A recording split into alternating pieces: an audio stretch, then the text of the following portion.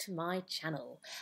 So today we are obviously furthering our knowledge on the unseen poetry module, but today we're going to focus on Hollow by Vanessa Kisuule. She is an amazing poet who became famous last year in 2020 after posting a poem on Twitter about the pulling down of the Edward Colston statue in Bristol.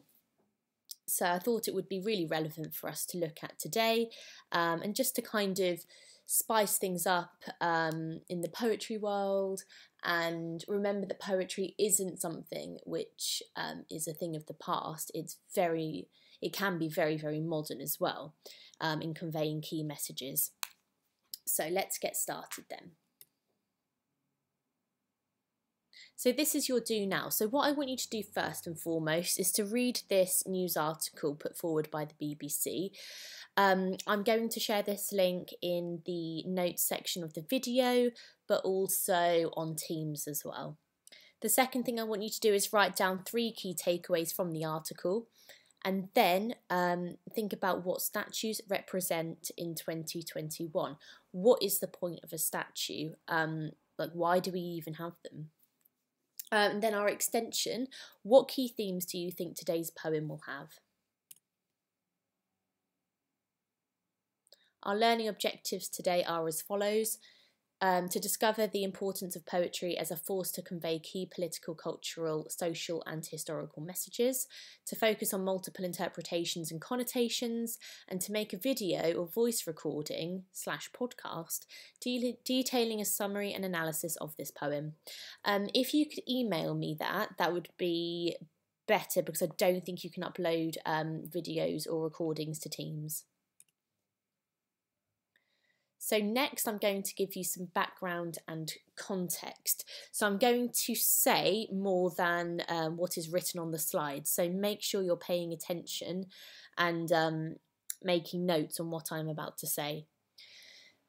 So on Sunday the 7th of June 2020, demonstrators taking part in Bristol's #Black Lives Matter protests took direct action against a statue of slave trader Edward Colston, tearing it down from its plinth, rolling it through the streets of the city and dumping it into Bristol Harbour.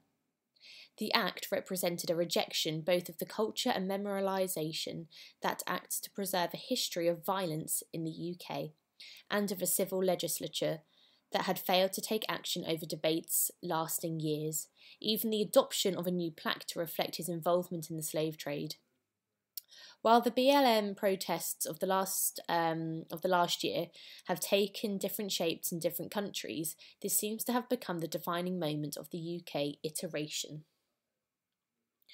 Bristol city poet Vanessa Kisuule responded quickly in art with her 2-minute poem, performed by the poet herself from her home, quickly and brilliantly articulating her response. This is an unapologetically anti-statue poem, and rightly so, Kisuule capturing what the statue and its removal means both to her and to a community, articulating the trauma of slavery and anti-black violence around the world. The opening line, "You came down easy in the end," is pitch perfect. Simple syllables reflecting the ease of the statue's fall, but in the end reminding us that this is a long history.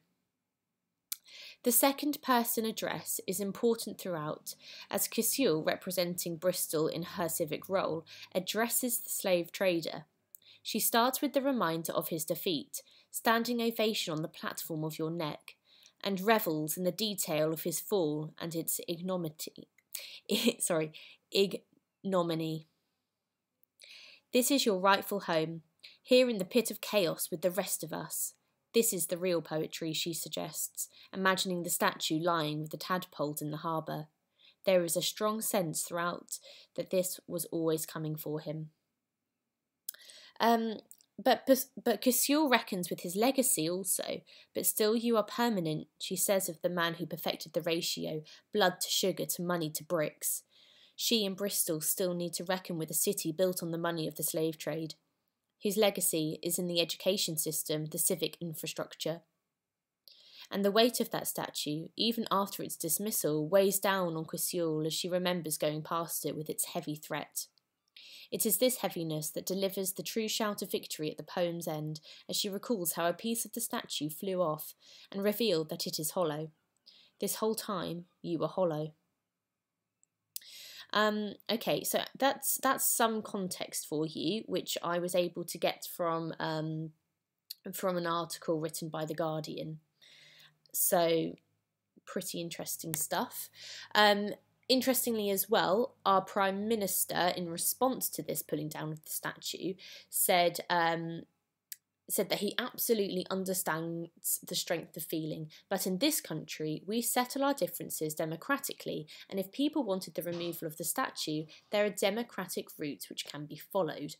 So, as an extension task here, you've probably been weighing up the pros and cons of pulling down this statue in your head. I want you to create a table with these thoughts. Even if you don't agree with one of the arguments, it is very important to recognise each argument before concluding. This will improve your critical voice, which is your AO1.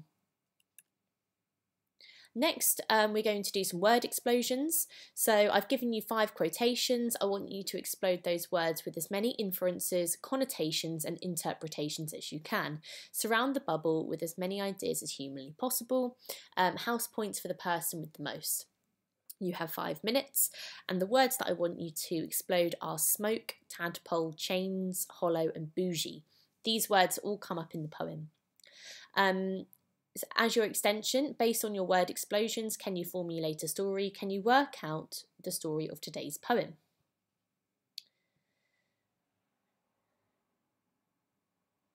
So this is the whole poem written out. I'm not going to read it. I'm going to leave that to Vanessa to do, because she's probably much better at performing than me. But for when you analyse, that's there for you. So just come back to this slide.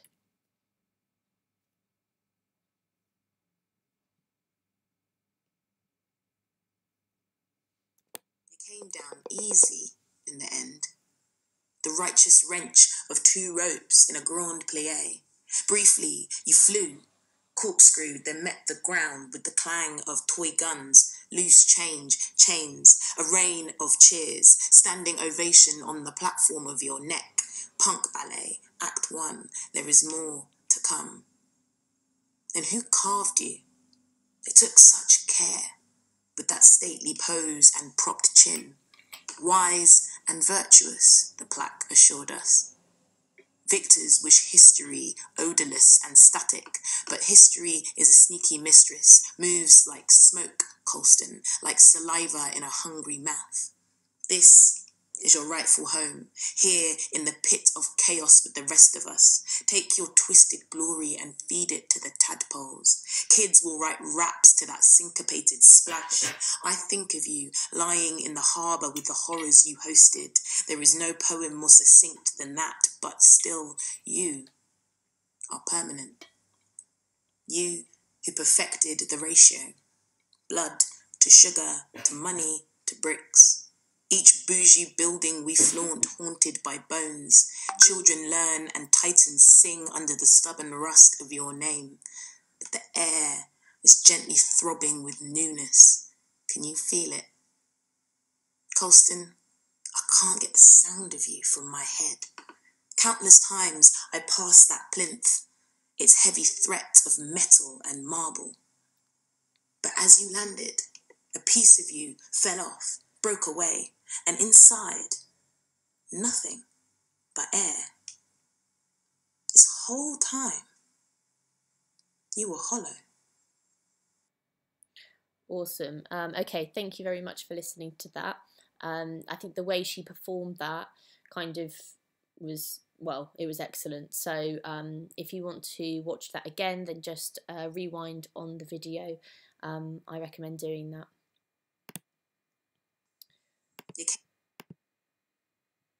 Okay then, so let's move on to what you think then. So this astonishing poem was written by Vanessa Kisuule, the British city poet, in June 2020 in response to the destruction of the statue of Edward Colston, a slaver. His entire fortune was built on the systematic enslavement, murder and rape of enslaved Africans. So your task is to create a podcast or video detailing the key messages of this poem.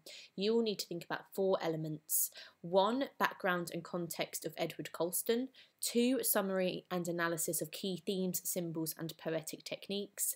3, after reading criticism of the pros and cons of pulling down the statue, what do you think? Do you agree or disagree, and why? 4, remember to introduce and end your video or podcast appropriately. Think carefully about the messages you would like to convey to your audience. Do you want them to learn anything? If so, what is the best way to make sure this happens? Remember as well that in year 11 you will be sitting a speaking and listening exam. So this is really good practice for this, so take it seriously. Finally, as a review task, I would like you to write down something you will take away from this lesson, one question you still have about this lesson, and the task that you are most proud of today and why. So yeah, thank you very much for listening. If you've got any questions, just let me know, and yeah, I hope you have a good day.